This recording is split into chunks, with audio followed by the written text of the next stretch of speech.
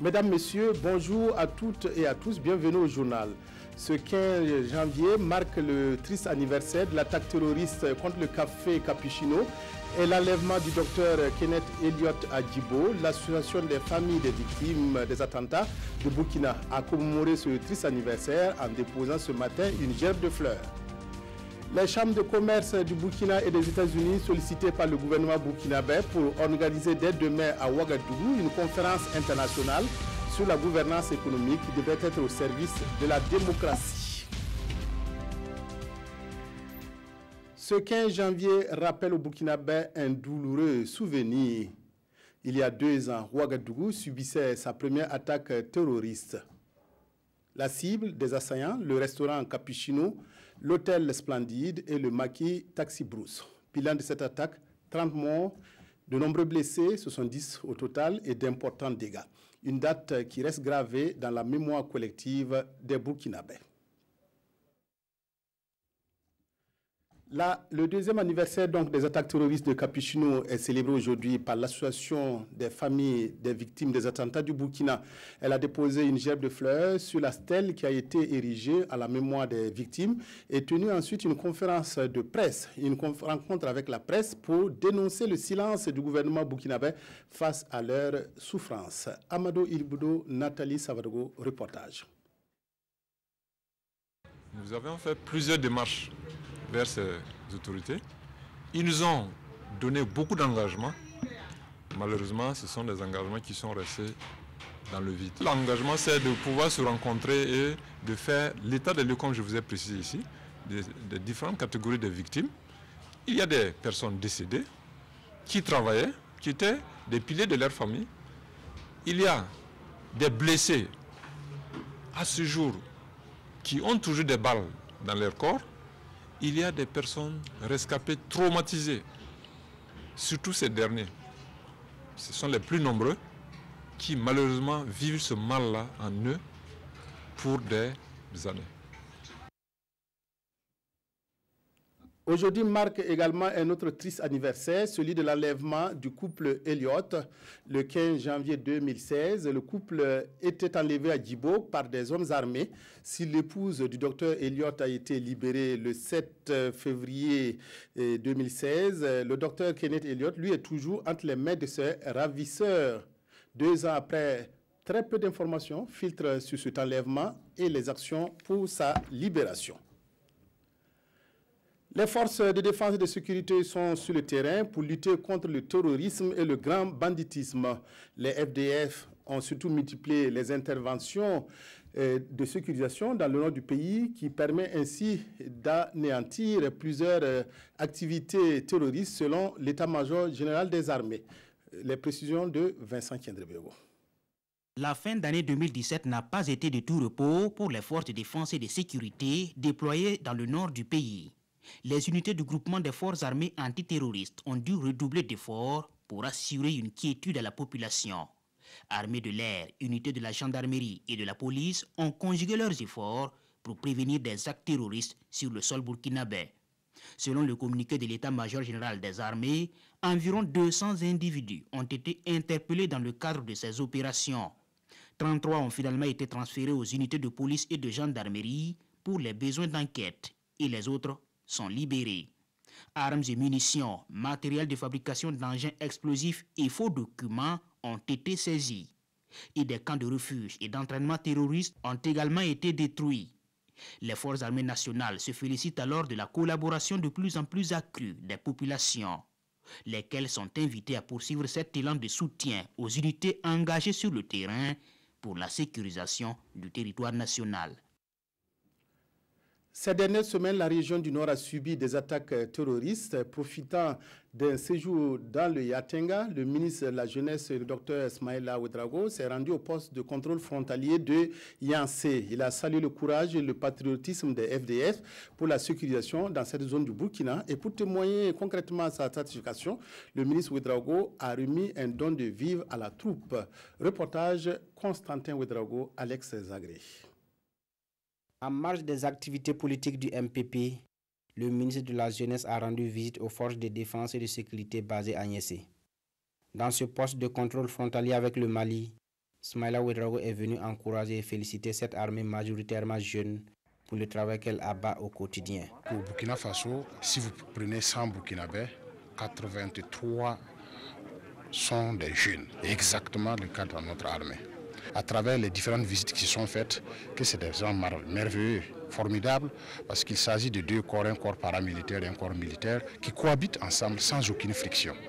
Et je ne pouvais pas, en tant que le responsable chargé donc, de la jeunesse, ne pas venir témoigner à cette jeunesse-là, engagée et déterminée à défendre l'intégrité du Burkina Faso, toute l'amitié, toute la reconnaissance. Pour ces hommes en tenue, cette visite est un signe d'encouragement de la part du gouvernement. Ils ont saisi cette occasion pour exprimer quelques doléances. De telles visites, on ne peut que être très rassuré, que quelque part aussi on veille sur nous.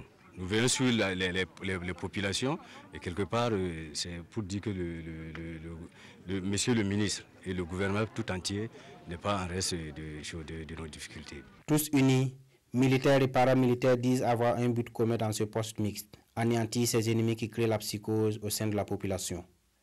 Et pour soutenir la troupe, le ministre a fait ce don de vivre. Nous ouvrons à présent une page économique. Une conférence internationale sur la gouvernance économique s'ouvre demain à Ouagadougou. Elle se tient autour du thème gouvernance, démocratie et affaires. Plus de 350 participants se retrouvent pour échanger autour des moyens de renforcer les entreprises pour soutenir la gouvernance et la démocratie. La conférence est organisée par le gouvernement burkinabé en collaboration avec les chambres de commerce du Burkina et des États-Unis. Précision sur cette rencontre avec Urbain Sommet et Maïmouna Traoré.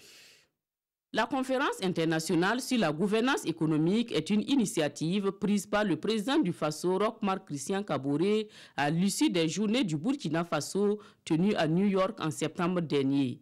À la veille de ce grand rendez-vous organisé par le Burkina Faso et les chambres de commerce burkinabais et américains, le ministre des Affaires étrangères situe les hommes de médias sur ces enjeux. C'est une conférence qui vise donc à voir comment renforcer la voix des entreprises pour soutenir la démocratie et la gouvernance, surtout en Afrique. Et on peut dire que c'est une organisation entre burkinabés et américains.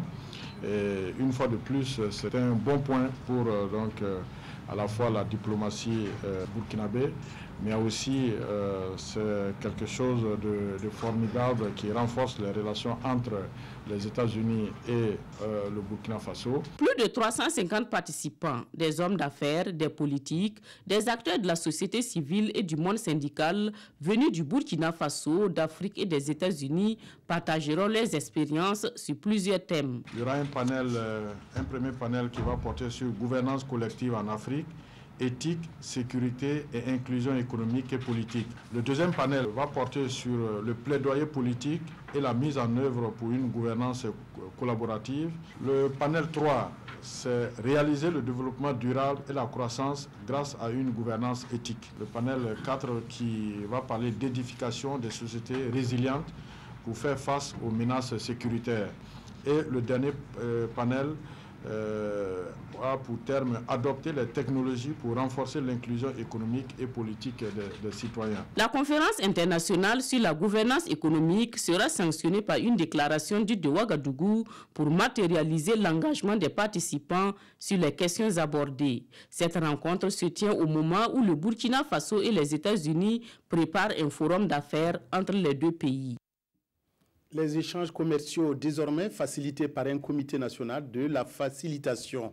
Ce comité est mis en place pour simplifier et harmoniser les formalités et les procédures et l'échange d'informations et de documents. Il implique tous les acteurs du public et du privé concernés par le commerce.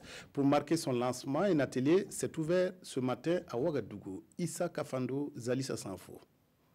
Comment rendre les échanges commerciaux plus rapides, moins chers, plus prévisibles tout en leur garantissant la sécurité?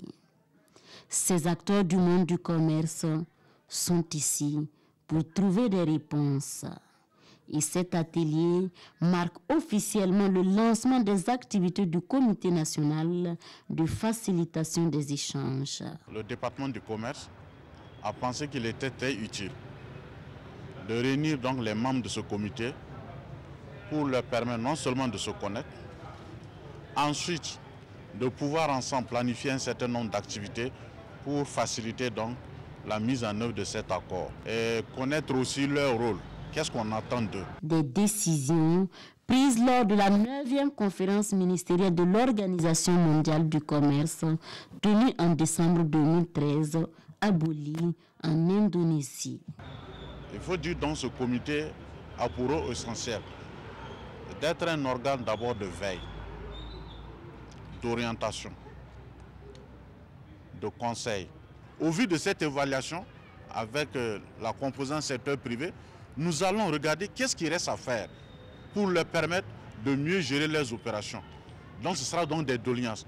Et au vu de ces doléances, nous allons reformuler un certain nombre de mesures pour permettre au gouvernement de pouvoir les prendre afin de faciliter le commerce intra-africain ou de façon générale le commerce international. À ce jour, le comité compte une quarantaine de membres regroupant des agents de l'administration publique, des membres de structures d'appui au secteur privé, des organisations professionnelles et les acteurs de la société civile. La facilitation du commerce a été aussi évoquée lors de la première session du comité de pilotage d'appui à la modernisation du secteur des transports et à la facilitation du commerce PAMOSEC. Elle a permis d'examiner l'état d'avancement du projet afin d'adopter des programmes pour son bon fonctionnement. Au bout du compte, il s'est agi d'améliorer l'efficience et la sécurité des transports sur l'axe Abidjan-Ouagadougou. Gérard Sommet, Vincent Tiendrebego. Faciliter le trafic routier sur l'axe Abidjan-Ouagadougou, c'est l'objectif de cette réunion des membres du comité de pilotage du projet d'appui à la modernisation du secteur et à la facilitation du commerce. Lors de cette rencontre, ils vont examiner et adopter des projets et programmes d'activité de ce projet. C'est un programme qui a été initié et qui a pour ambition de faire en sorte que les conditions de transport sur le corridor Abidjan-Ouagadougou, surtout dans sa partie burkinabé, puisse s'effectuer dans des conditions de célérité, avec in fine la réduction des coûts de transport. Pour ce faire, plusieurs activités seront entreprises. Ce sont entre autres la mise en place d'un soutien à la modernisation des douanes et l'amélioration de la sécurité routière sur l'axe Abidjan-Ouagadougou. Il y a une composante institutionnelle qui va participer de la formation des acteurs, aussi bien publics que privés, c'est-à-dire les opérateurs de transport. Mais il y a surtout la composante douanière qui va consister à mettre en place un système d'interconnexion des deux douanes, douane ivoirienne et burkinabé, qui aura comme impact une amélioration de la fluidité du trafic entre les deux pays. Initié en juin 2017 et financé à plus de 13,7 milliards de francs CFA par la Banque mondiale et l'État burkinabé, le projet d'appui à la modernisation du secteur des transports et à la facilitation du commerce est prévu pour durer 5 ans. Le ministre de la Sécurité a remis au cours de sa tournée à l'est du Burkina une ambulance aux populations de Diabo. Il s'était engagé en mai 2016 à doter cette commune d'une deuxième ambulance pour les évacuations sanitaires. Une promesse ainsi tenue par le ministre de la Sécurité qui a reçu la reconnaissance des populations de Diabo et des environs samedi dernier. Adama Giti, Nyarkiteda. Diabo, à 50 km de Fada. Les femmes ont demandé et Simon Compaoré s'est engagé à aller trouver une ambulance. Nous étions en mai 2016. Aujourd'hui, jour de remise, c'est avec joie et fierté que Simon Compaoré tend la clé au médecin-chef du district sanitaire de Fada pour la commune de Diabo. C'est une joie pour moi et je suis sûr que la population l'est également, surtout les femmes qui avaient avancé cette doléance-là. Je crois qu'elles doivent être heureuses ce matin.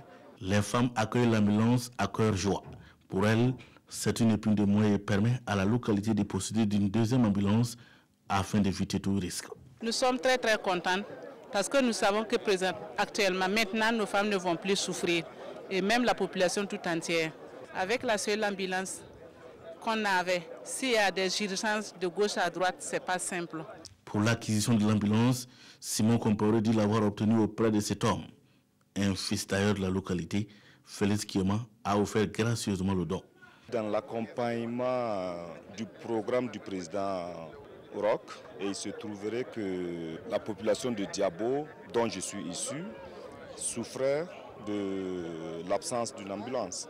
Il a remis 3 ambulances du même type à 3 autres localités dont le montant n'a pas été révélé. Le ministre d'État en a profité pour lui traduire toute la reconnaissance du gouvernement avant de remettre une enveloppe de 500 000 pour l'entretien de l'ambulance. Ce même samedi 12 janvier, Simon Compaoré a remis un forage au village de Tangaï, toujours dans la commune de Diabo. Là, c'était également une promesse de campagne de mai 2016. Le Lané-Naba Tigré multiplie les initiatives dans le secteur agricole. Un champ de fraises bio de près de 5 hectares se trouve à Tampelego, dans la commune de Dapelego, au nord de Ouagadougou. C'est dans cette exploitation que le Lané-Naba Tigré a expérimenté la culture des fraises bio. Les premières fraises bio ont été cueillies samedi dernier et les dégustations faites dans une grande ferveur populaire. Isaka Ouedraogo, Nathalie Savadogo. Des fraises bio prêtes pour la dégustation. Nous sommes dans la ferme Sompaïmdi à Dapelgo, une localité située à quelques encablures de Ouagadougou. D'une superficie de 5 hectares, ce champ de fraises est l'initiative du Lané-Naba Tigré. J'ai cru que c'est possible parce que c'est dans la foi, dans la passion, dans le rêve qu'on peut réaliser de belles choses. J'ai rêvé et croire que c'est possible de faire les fraises au Burkina comme il se fait en Italie, comme il se fait en France, en Espagne. Et voilà, nous avons des fraises. Dans un pays désertique comme le Burkina Faso, le Lané-Naba Tigré a réussi à dompter la nature pour produire des fraises de qualité made in Burkina. Et comme fertilisant agricole, il utilise le tourteau de jatropha. Selon le promoteur, la fraise est une plante qui est en mesure de produire 4 fois à chaque 2 mois. Tout ce qu'il fait pour créer des emplois, pour améliorer le mieux-être de la population, on les accompagne et il crée beaucoup d'emplois. Donc au niveau de l'ambassade, on est toujours très content. On peut assister, accompagner son Lané-Naba Tigré pour continuer de travailler sur ce bois. En dehors de ces aspects que la fraise va bien entendu apporter aux populations de manière générale, il y a l'action de développement également qu'il faut saluer. Il était de bon temps que nous nous tenions aux côtés de ce promoteur. Promoteur de jatropha, producteur du Mongbin, agro-businessman, le Lané-Naba ne cesse de séduire par ses trouvailles et avec le champ de fraises, c'est une nouvelle histoire qui se dessine à l'horizon pour ce défenseur de l'environnement. La sortie de Donald Trump sur Haïti et certains pays africains continuent d'alimenter les colonnes des journaux qui reviennent aussi sur la grève des enseignants. La revue de presse signée Aimé Solange Digma. En question dans les journaux de ce jour, la grève des acteurs de l'éducation. Le journal Le Pays remarque une forte mobilisation à Gawa et des kilomètres à pied pour exiger la satisfaction de la plateforme revendicative à Gourcy. Pendant ce temps, la coordination nationale des syndicats de l'éducation monte au créneau à Ouagadougou car elle pense que le gouvernement veut monter la population contre elle, rapporte l'observateur Palga. Par conséquent, le gouvernement doit se ressaisir, souligne-t-elle dans Aujourd'hui au Faso, tout en précisant clairement qu'une année blanche n'est pas envisageable et est hors de propos car les cours étant assurés, à tout moment les évaluations peuvent avoir lieu. En tout état de cause, les négociations reprennent demain mardi, indique Sidouaya, qui propose par ailleurs aux deux parties, au gouvernement en tant que premier responsable de l'éducation des enfants, d'éviter l'enlisement et à la coordination qui est l'interlocutrice de ne pas tirer trop sur la corde. Que ce qui est prénable soit accepté par les acteurs, car une invalidation de l'année scolaire plongera l'école publique burkinabé dans l'abîme et pour longtemps. Hors de chez nous, les Parisiens se sont intéressés aux propos injurieux de Donald Trump sur l'Afrique et sur Haïti. À ce propos, l'Union africaine exige des excuses de la part du président américain, indique Aujourd'hui au Faso. Qu'attendre de plus quand un crétin met les pieds dans les merdiers africains, insiste le journal Le Pays, qui pense d'ailleurs que l'oncle Sam a contribué dans certains pays à ajouter de la merde à la merde. Mais a-t-on besoin de lui rappeler que ce sont des millions et des millions d'enfants de cette Afrique qui ont en grande partie fait de son America First cette puissance économique qu'elle est de nos jours, se demande bien l'observateur Palga, qui recommande d'ailleurs à la Cour internationale de songer à inventer le crime de génocide moral. En attendant, Mr. Trump, bon baiser d'un pays de merde, conclut-il. Voilà, merci de votre aimable attention à la RTB. Excellent après-midi à toutes et à tous.